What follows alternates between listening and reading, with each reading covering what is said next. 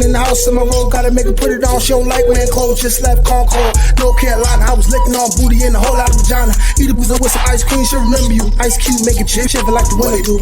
See me with the crew, I gotta get some food. I see you looking like you do. Had to make a move, make a move. Started. Please don't get me started. Started. Please don't. My generation, right? So now when I leave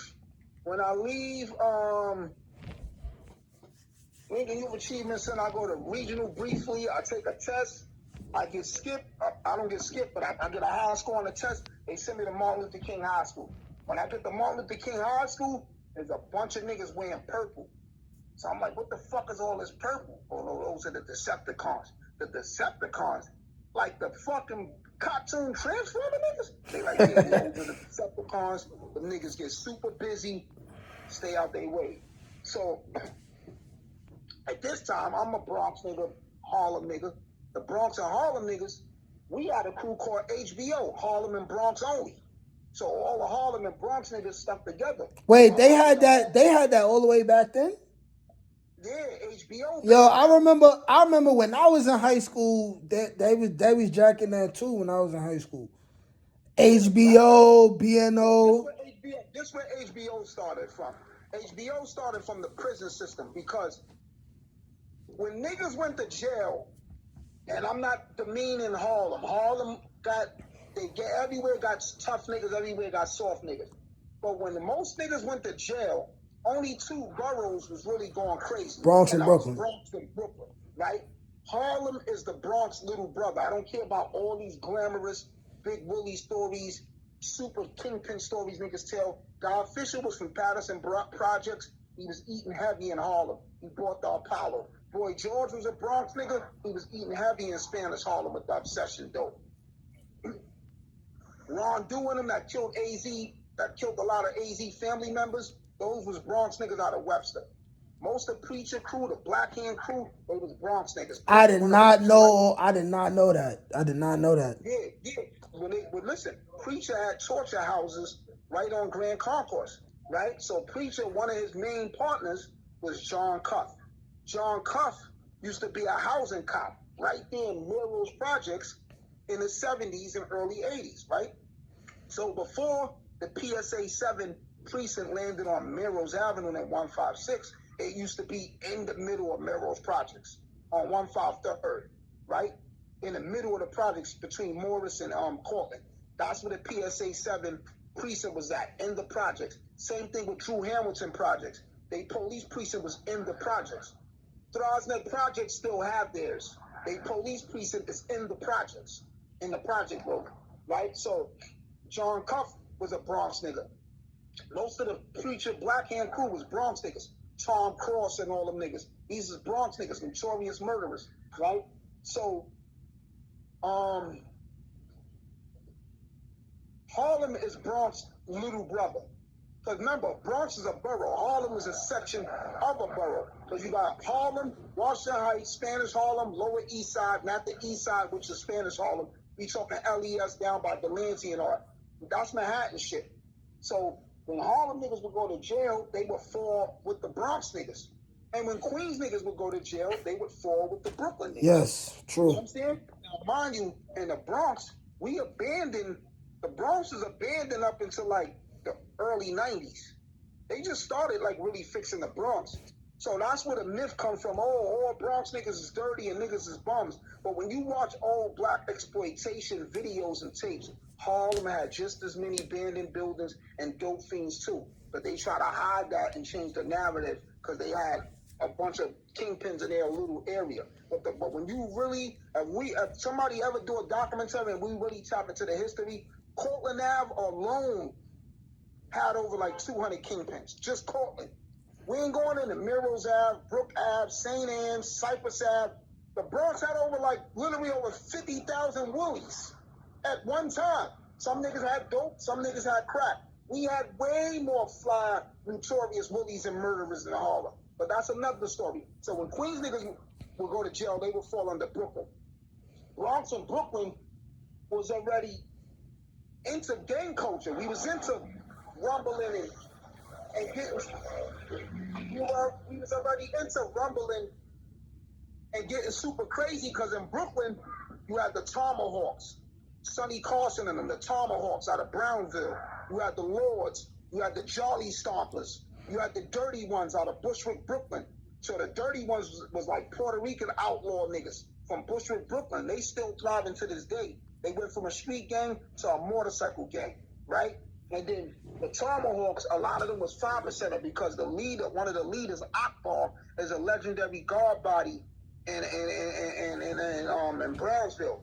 But Akbar's dead now, but he ran the law school of Medina, which was right there on Brownsville on Junior Street on a 3 train, right there by Rockaway and Livonia and all that, because I be in Brownsville heavy, across the street from Van Dyke Projects, right? So anyway,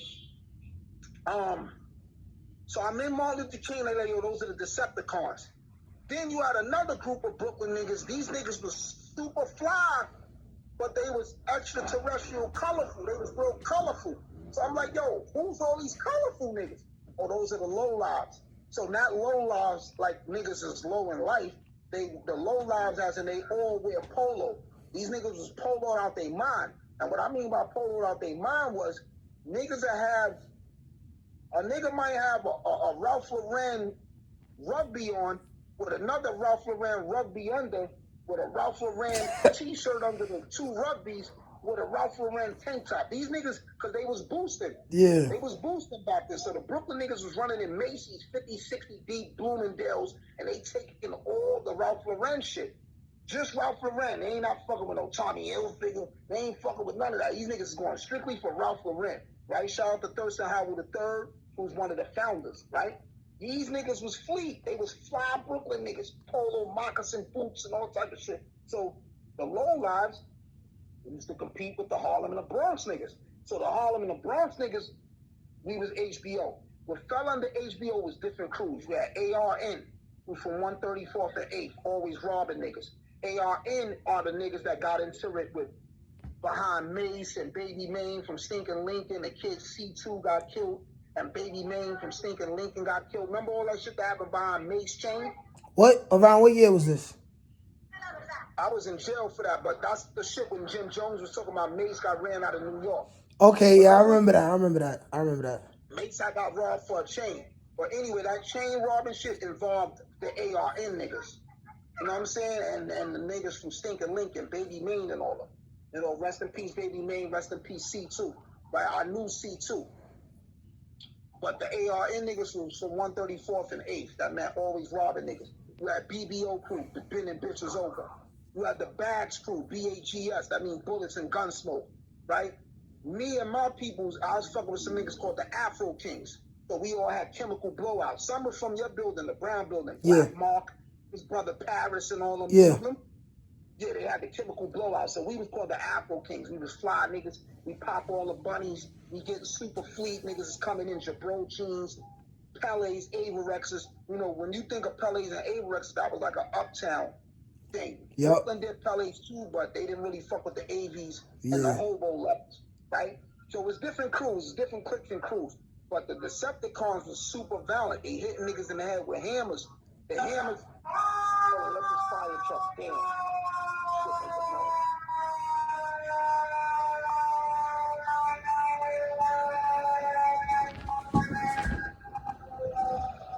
So what made the so lethal, because bro, the niggas was literally, you know what it is, to hit a nigga in his skull with the back part of a house hammer, the 2 spike parts, Man. the 2 spike parts that you would wedge you would wedge the nail out the wall. Savage. Hitting niggas in the head with them shits, killing niggas and all that. So when in Martin Luther King, you had 2 cafeterias, the South and the North. The North was all the Bronx and Harlem niggas. I didn't like the North cafeteria because it was dull. It was real dull, right? So I would hang in the South cafeteria. That's the Brooklyn niggas cafeteria, right? Yeah. So I'm not looking like these niggas because you ever remember Buckshot Shorty's video, Who Got the Props? His first video, Who Got the Props? Who Got the Props? I don't think I seen that. All right, well, when you got time, watch that video. Buckshot Shorty and 5FC and all them, they had baby hats on. So a lot of Brooklyn niggas used to wear baby hats. Like baby size hats? No. It's hats with two strings on each. There's a string on each side. Oh, like the not like the buckets that got that. Nah, not a bucket hat. Nah, not a bucket. But they wore the army bucket hat type shit too, though. Yeah. But that was mostly Brownsville niggas. That was mostly the Brownsville niggas. But you gotta just look it up. But they wore these kind of hats with like a string on each side, and you could tie it under your chin like a thinking cap. Like if you in school, they would say a thinking cap, right? And then some niggas had the Ralph Lauren hats with the long duck beak, with the Daffy Duck beak, like the brim on the hat is super long, right? So anyway, I'm hanging in the South Cafeteria. I looks nothing like none of these niggas. But I got the chemical blowout, I'm pelleted up. I got some square-toed Durangos on. I'm coming in, we coming different uptown. Long story short, I tried to holler at this chick from BK. The bitch was on me. The chick was on me, and then come to find out she was messing with a Deceptacon nigga named Marlon. I think his name was Marlon. Ugly nigga, ugly Brooklyn nigga. So one day I'm coming out the South Cafeteria, he bumps me. I'm like, yo, bro, what the fuck you doing? So at this time I got the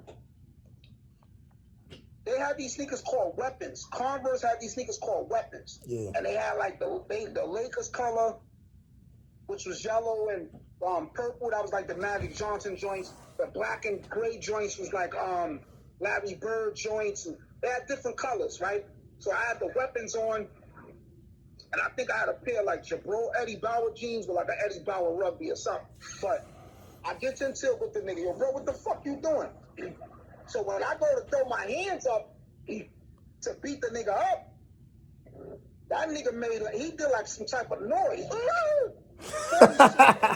Yo, some type of Brooklyn call. Bro, the whole fucking lunchroom stood up, and I couldn't get out because it was a nigga blocking the door. Yeah. Right? This is the bad part of the whole story.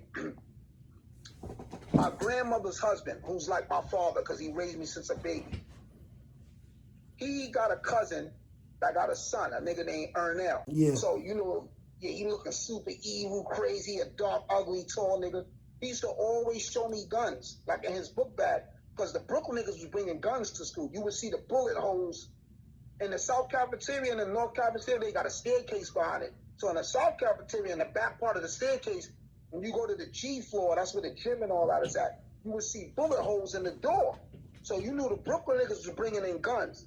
Long story short, he always keep a gun in his book bag, so I know he had it. That nigga watched me get jumped. These niggas fucking put me in a blender. They fried me. Bro, they fucking fried me. These niggas all jumped up. I tried to run out the cafeteria. It was Brooklyn niggas blocking the door. I popped on a few of them.